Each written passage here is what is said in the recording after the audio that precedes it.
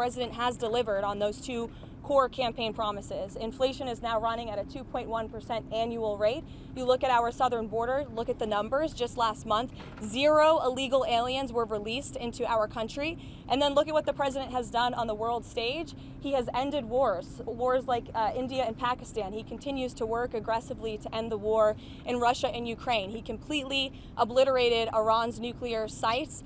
He has continued to hopefully negotiate a ceasefire between Israel and Gaza to end that conflict and release all of the hostages. We've seen many of the hostages released as a result of this president's efforts. And this president is working around the clock every day to deliver on the promises he made. You also look at some of the cultural issues, to abolish DEI from our federal government and our military, to effectively end men and women's sports, which is a huge common sense policy that the American people support. And then if you look at the president's strong executive orders that have effectively ended the chemical castration of young children in our country. Just today, Washington, D.C. Children's Hospital in this city has announced they are no longer going to be prescribing puberty blockers to minors. This is a huge win for America and our children. There's certainly more work to do, and the president is doing it right now, and he will continue for the next 3.5 years. But certainly we've accomplished so much in just 6 months, and I'm happy to take some questions. Go ahead. Was the president serious, or was he joking this weekend when he said he might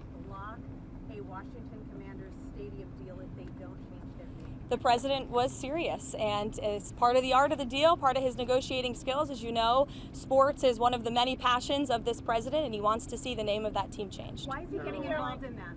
Why does he see that as part of his purview? I think you've seen the president gets involved in a lot of things that most presidents have not. He's a non-traditional president. He likes to see results on behalf of the American people. And if you actually poll this issue with sports fans across the country and even in this city, people actually do support the president's position on this and the name change. Michael. Michael, go ahead, and then Mary, you can go. Thank you, Karoline. What's the White House's reaction to Senator Chuck Grassley today releasing the formerly classified Clinton annex showing that the Comey-led FBI failed to fully investigate Hillary Clinton's use of a private email server, also failed to really look into thumb drives with potential national security risks on them, and emails from President Obama? It comes as no surprise, unfortunately, and I think that's why you've seen the FBI open up investigations into the individual you mentioned and some others as well. Caroline. The president just ordered the FBI to release the full Epstein files, just get it all out there. The president has said if the Department of Justice and the FBI want to move forward with releasing any further credible evidence, they should do so. As to why they have or have not or will, you should ask the FBI about that. Go ahead. More information, Caroline. It's up to the Attorney General. Does the president have any message for the countries that are planning to attend the two-state solution conference that's taking place later this month? I'm not quite sure he has a particular message for those countries. I think the president's message on this conflict we've seen in the Middle East taking place for far too long, that has become quite brutal, especially in recent days. You've seen reports of more people dying. The president never likes to see that. He wants the killing to end, and he wants to negotiate a ceasefire in this region. He wants to see all of the hostages released from Gaza. That has been a top priority for this president. Within this 6 months, we have seen many of the hostages released, including the last living American hostage, Edon Alexander, which was a result of this administration's diplomatic efforts and approach to ending this conflict. And again, this is another conflict that the president inherited from the previous administration, who was so weak and incompetent, it led to so much chaos and death around the world, but this president is focused on solving it. Kelly, go ahead. Thank you. So at 6 months, the president is also experiencing some pushback from members of his own MAGA base, especially on the matter of the Jeffrey Epstein files. Is the president satisfied that his own supporters are not heeding his call to let it go and to move on? I know the president would reject that, Kelly. In fact, he cited over the weekend some polls showing that his approval rating with the Republican Party is actually at an all-time high.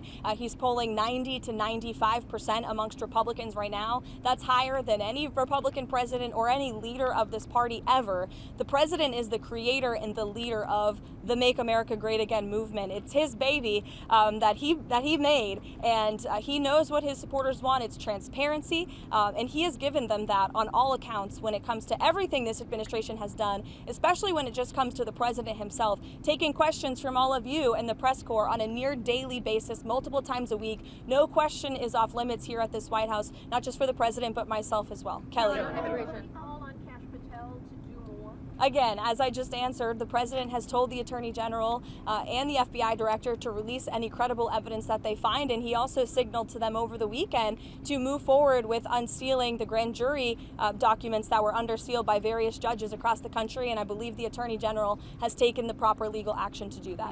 Kelly. You mentioned there also Israel, we've seen stepping up some attacks in Gaza.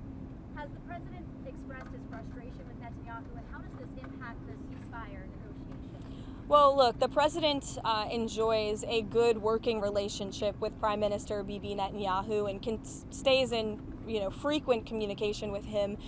He was caught off guard by the bombing in Syria and also the bombing of a Catholic church in Gaza, which, as you know, I addressed at my briefing last week.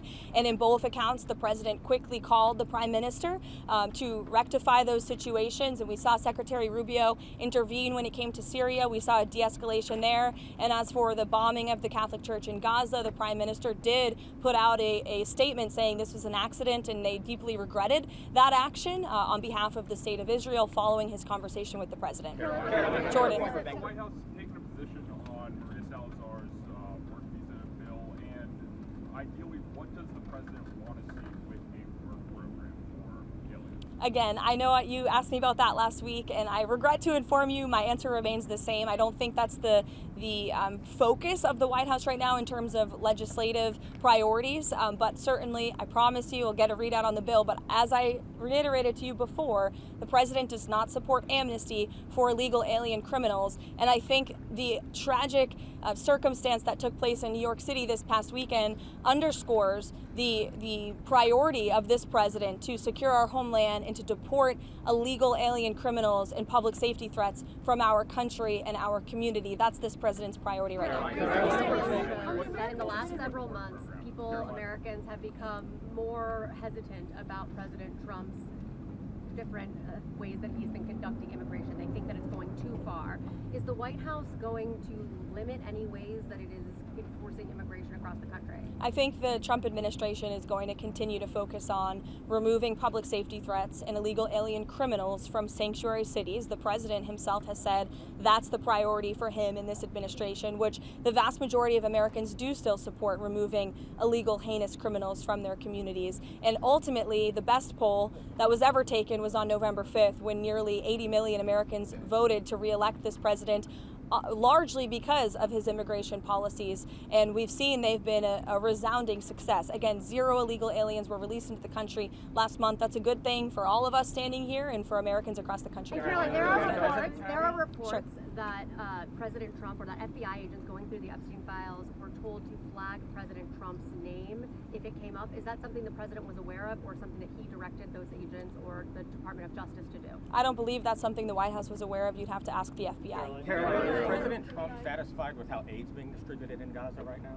Look, the president is the reason that aid is even being distributed in Gaza at all. He wants to see this done in a peaceful manner where more lives are not being lost.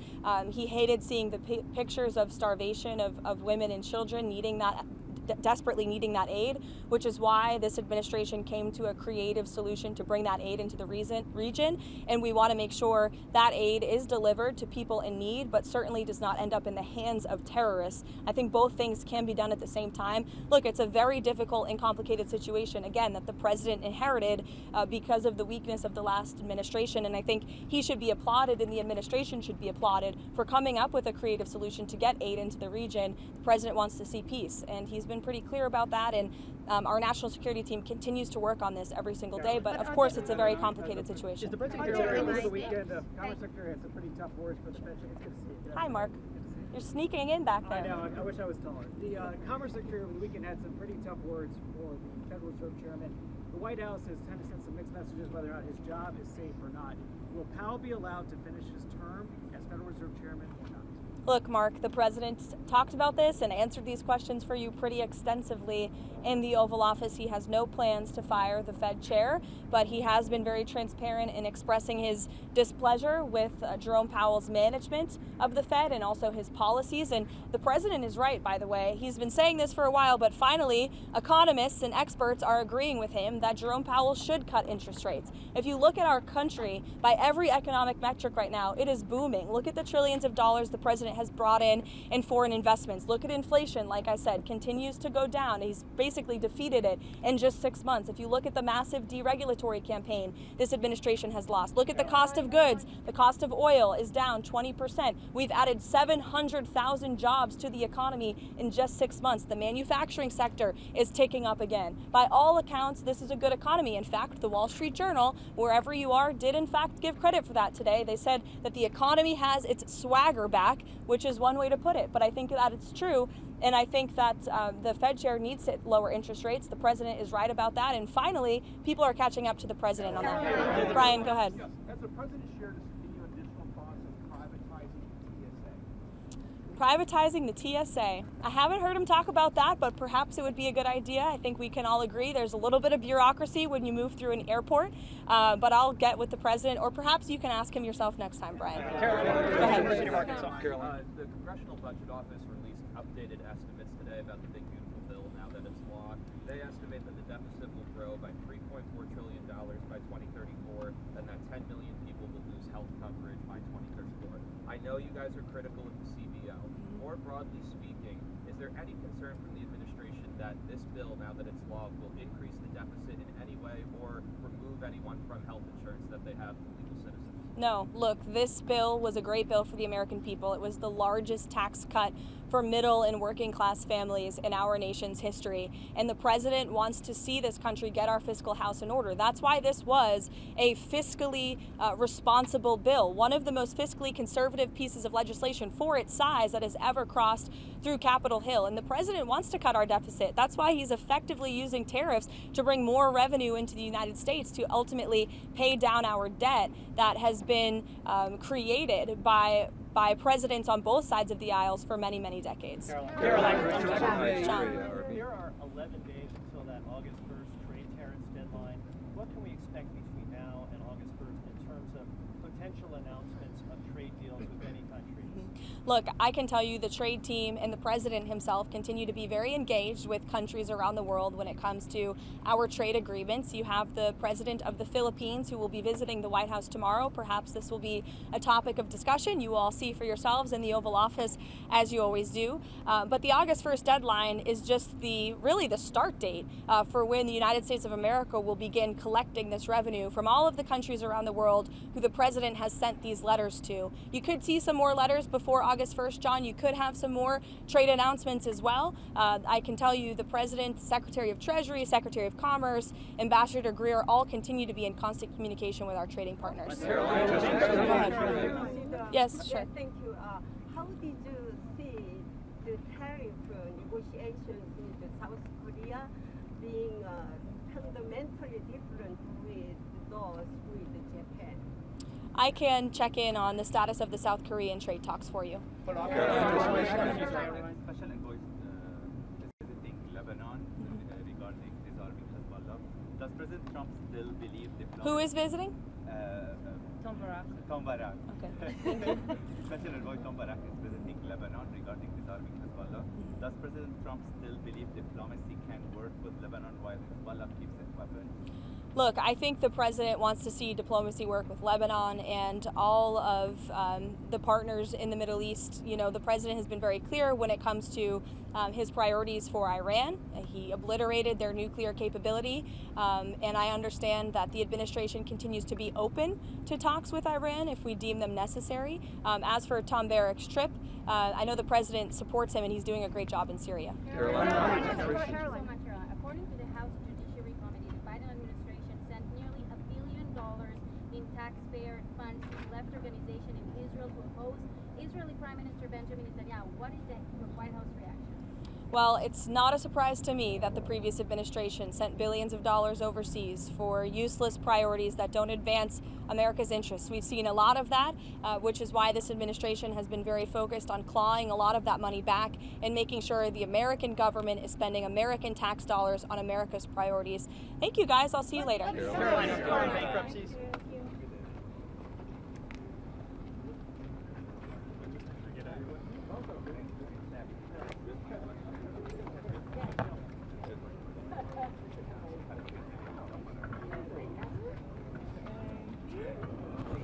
هيك عكستيني لانه طارق اسمه على راسي بس سالتني السؤال نسيت انه بتعبر. I'm glad you saved. منيح سؤالي.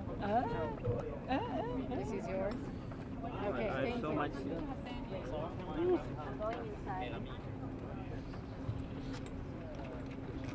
I saw you there. I saw you. Yeah. We're almost like.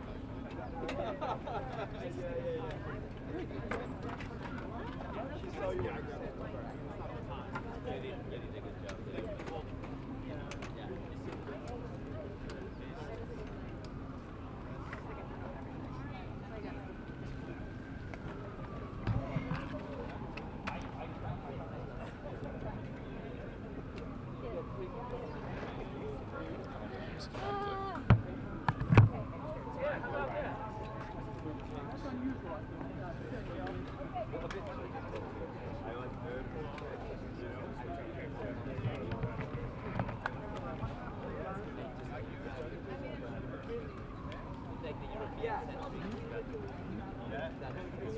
But are you going to